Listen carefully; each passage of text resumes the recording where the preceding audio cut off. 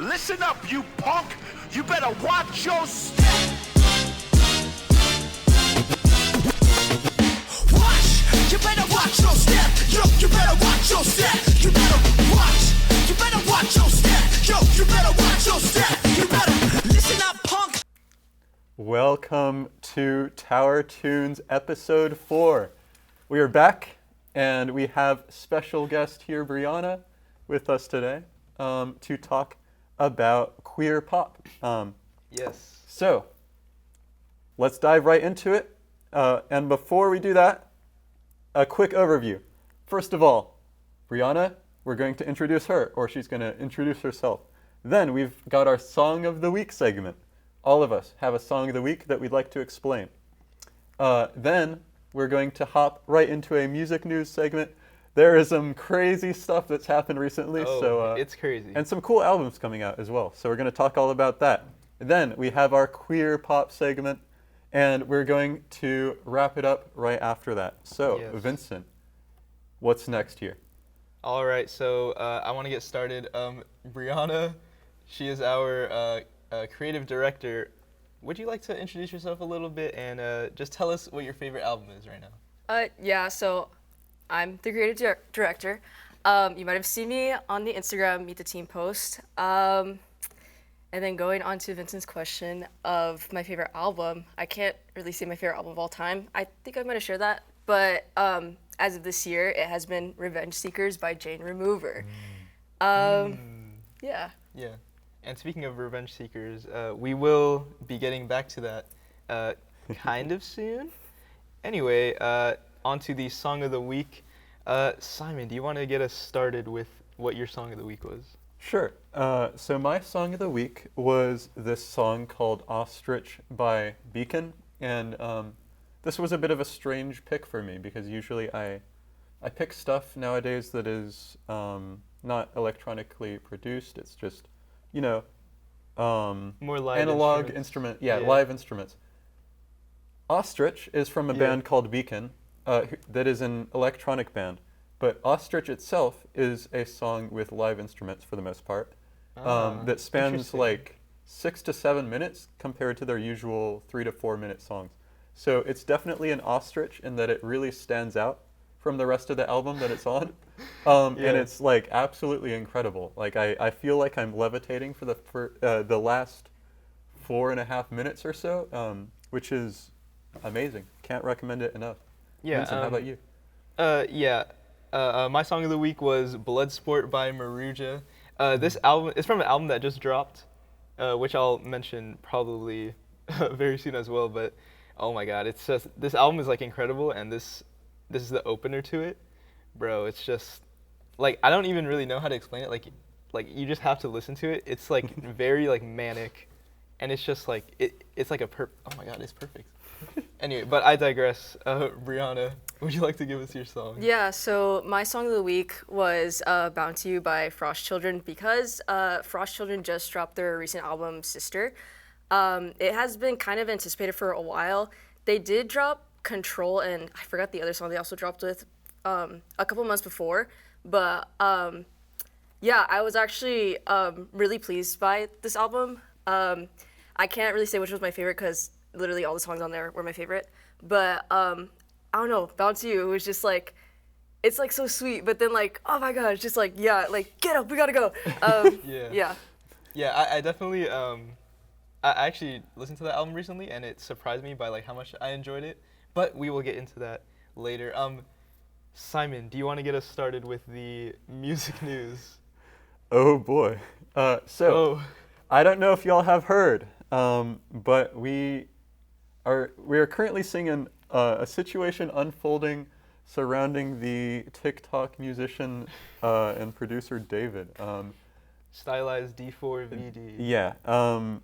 Could one of you talk us through what's going on here? Because this is wild. Yeah, I mean it is wild. It's pretty tragic, to be honest. It seems like he had a connection with a minor for some time now, and at first I feel like everyone was kind of like, oh, maybe this is just like a wild coincidence, because like the car they found the body in was like impounded or whatever. That's kind of my first reaction as well. But it seems like there's a deeper connection, and honestly, we're just waiting to see more details. What was your reaction to it? I'm just like in shock. I was never really a fan of David. I mean, really, the only time I ever like heard him was like, I can't remember which song of his I blew up on TikTok, but I mean, he's had quite a few. But quite disturbing, yeah. But and it's Yeah. just like all the videos I'm getting, just like people like finding like all this old evidence, going through his old reposts and stuff, just like, wow. It Yeah. definitely seems like with each passing day, there's like a new crazy thing that's just coming out, and everyone's just like, damn. It kind of seems like he not only committed heinous crimes, but was also almost boasting about it. Yeah. Like, Yeah, which is I've also insane. seen that kind of like did like some subliminal messaging through Yeah. his music. Like, I think I saw a tweet earlier that was like, "Romantic Homicide might have just become like the creepiest song of all time." Yeah. So. Yeah. Anyway, shall we get onto lighter topics? Let's get on to lighter topics, but still a heavy album in another sense. Oh, right. Yes. Maruja. So the Maruja album, Pain to Power, just dropped. It's their debut album. I've kind of been following them, or not following them too closely, but I've been seeing their releases. They released a bunch of EPs, but I don't know, they didn't like grab me that well. But then this album just came out of nowhere, and it's hitting, because it's like angry, but it's also like, it's like so moving and like emotional. You know what? Like, you guys just need to listen to it. I will be listening very soon. Yes. And I will also be listening to an album that is coming up this week. It's the new Neko Case album. She's a folk artist, as I've said in previous episodes. One of the current, leading figures in folk, and I am super excited to see what she comes up. But we also have a new release Oh, coming up yes. in, I guess, alt country. Do you want to explain that? Oh yeah, new Geese album coming out, as I've mentioned, I think in every episode so far. Geese the band, new album coming out. By the time this episode comes out, it should be released, and we will definitely be listening to it together Yes, when we it will. comes out. I feel like they announced this album like a bit too early, because like I've been anticipating this, like I've been like salivating at the thought of this album's release. So I really can't wait to see what they come up with. Also, new Magdalena Bay single, Second Sleep, is ostensibly also dropping this week. Me and Simon saw them live the other day. And, It was so good. and yeah, they performed this song along with another one. I personally preferred this one a lot. The chorus is like very, very powerful in my opinion. Yeah. And it seems to me like they're going more in a rock direction, as opposed to like a return to form to their Mercurial World stuff. It Yeah. seems like they're heading more in the direction that they were heading with Imaginal Disc, which I personally enjoy. What do you think, Bree? Well, I did see the, I believe it was a trailer on Instagram this morning. Yes. And I don't know, I wanted to like not watch it because I will be seeing them this weekend in LA.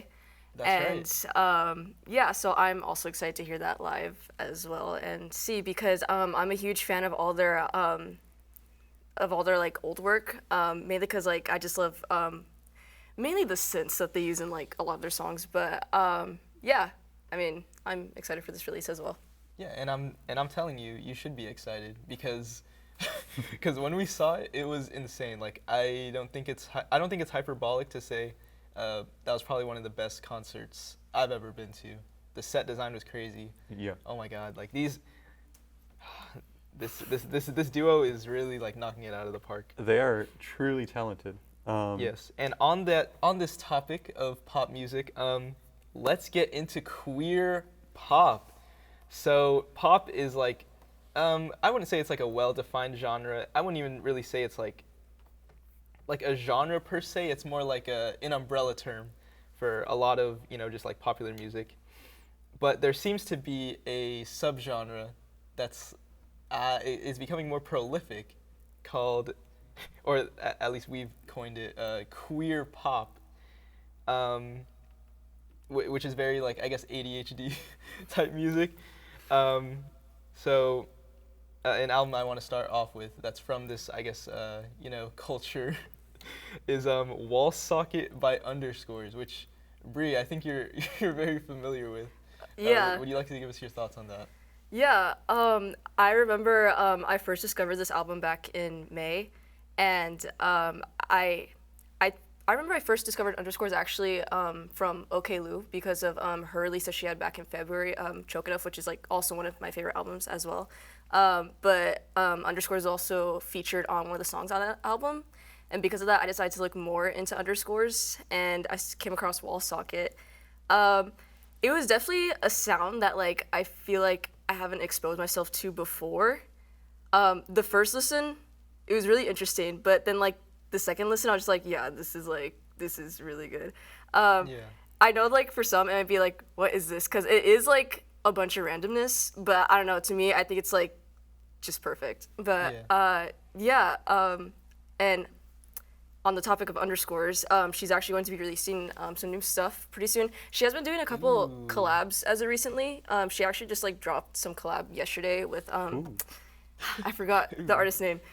And I think I saw you Aaliyah's listening to that, like- Interlude, which that was a great listen. I've been listening to it like a couple times today. But I think I'll check it out. yeah, I'm really looking forward to her future work, and Yeah, I think if music, the single, was anything to go off of, if that's the direction she's heading in, I'm also pretty excited. You kind of put me on Wall Socket, and when I first listened to it, I really enjoyed it because it kind of had a lot of, I guess, more of these like art rocky elements, but being electronic. Like they had like these big crescendos and like these multi-phase tracks, like with Jeez Louise, which is my favorite song off that, which I also played in the car. Yeah, the other that day. track was absolutely insane. yeah, I Simon- will need to listen to it on earbuds. Yeah. ASAP. As soon as it came on, Yeah. Simon just looked at me with like his eyes completely wide. So I guess that was a pretty good reaction. Next album I want to get into that we mentioned earlier, Revenge Seekers. What? Revenge No, Seekers. this isn't really like pop. Really, it's more like I'd say like an offshoot of like Rage. yeah. Like Ye- kind of what this is like a really bad comparison, but like what Playboi Carti was kind of doing on Whole Lotta Red. But it's more like a natural evolution of that. Yeah, you know what? I actually saw a recent interview of Jane recently, and she was explaining how Revenge Seekers is kind of, if somebody wanted to know what Jane Remover was, like what her sound is, then Revenge Seekers would be the perfect album to start off with. A lot of her older work is very much like, to me, like the complete opposite of Revenge Seekers. So I don't know, there's just something about Revenge Seekers that's just so like, cause I could just go into a deep analysis on this album because it's like I've been listening to it constantly on repeat as of lately. I first discovered it back in May, and Well, that's when it released. no, I think it released back in April. But Oh yeah, it did. I remember that. yeah, but I just been listening to like this whole entire summer on repeat constantly, and I remember like the first listen, I was a bit like, this is kind of a lot because to me, I feel like I've never really been like exposed to like this sound before as well. Yeah. But I feel like Revenge Seekers was like one of the first albums that kind of like maybe like step out of like my music comfort zone, and because now like I'm listening to like a lot of like deeper level hyper pop because of Revenge Seekers, but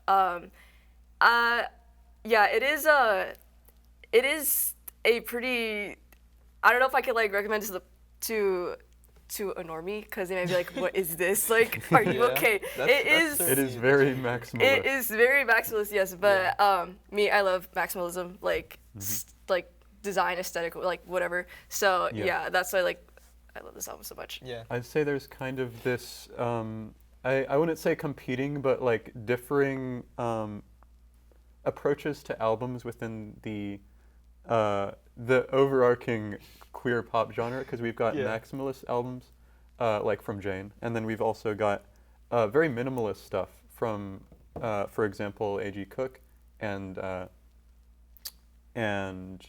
what's her name? Wait. Charlie. Oh, It yeah, was yeah. I was blanking, and also like Sophie, for example. Yeah. Like not exactly minimalist, but minimalist in a very stark and maximalist way. Yeah. So you'd say more maximalist, like, I guess not necessarily in the production, but more like maybe like the themes covered or like the performances. I would say the production on some of these albums, such as Brat, is she is very well. AG is very intentional with his synths, but they're also minimal and like they're sparse rather than drawn out. So it gives this a very unique quality that we're seeing more and more in mainstream pop. So we need to Yes. wrap this episode up pretty quick, but would you like to talk a little bit more about how the queer pop genre has influenced the mainstream? How's it influenced the mainstream? Well, I think definitely we can use Brat as an example because I do remember like Charlie said in an interview that she didn't believe that Brat would get this big. She kind of just like made it as an album just to like throw out there. But it's just like I'm really like happy about the impact that Brat made on society. Yeah. On society. On society. Yeah.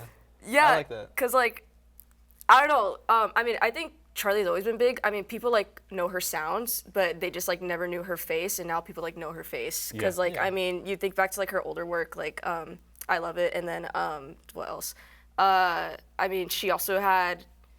I can't name off the top of my head right now, but I literally listen to Charlie all the time. But yeah, I'm just like I'm just really happy for like how like big she got because she really does deserve it because I truly believe that she's such a talented artist. Yeah. And yeah, and also like I feel like it kind of